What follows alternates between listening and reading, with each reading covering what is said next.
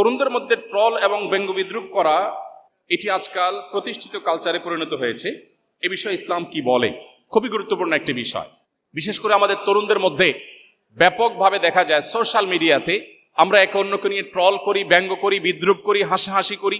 ইসলাম আমাদেরকে শুষ্ক কোনো জীবন ব্যবস্থা দেয়নি, বরং ইসলাম আমাদেরকে যে জীবন ব্যবস্থা দিয়েছে এখানে বিনোদনের সুযোগ আছে। আমাদের প্রিয় নবী সাল্লাল্লাহু আলাইহি সাল্লাম একদিন এক ব্যক্তিকে বললেন, এই দুই কানওয়ালা এদিকে আসো। এক ভদ্রলোককে ডাকলেন, একজন সাহাবীকে ডাকলেন, ইয়া সাহেবাল উজনাইন আও ইয়া জাল উজনাইন, অর্থাৎ হে এই ব্যক্তি যার দুইটা কান আছে তুমি এদিকে আসো। এখন দুই কান নেই কার? সবারই দুই কান আছে। এটা তার রসিকতা ছিল। নবী সাল্লাল্লাহু আলাইহি সাল্লামের জীবনে এরকম বহু রসিকতা করেছেন যেটা মানুষের মধ্যে হাস্যরস সৃষ্টি করেছে।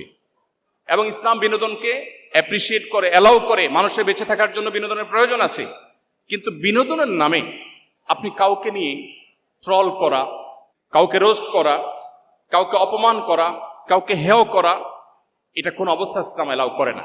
আমরা অনেকে মনে করি আমরা তো দুষ্টমি করে করছি, অথচ দুষ্টমি করেও কিন্তু এই কাজগুলো ইসলাম কোনোভাবে করবার সুযোগ আমাদেরকে দেয়নি।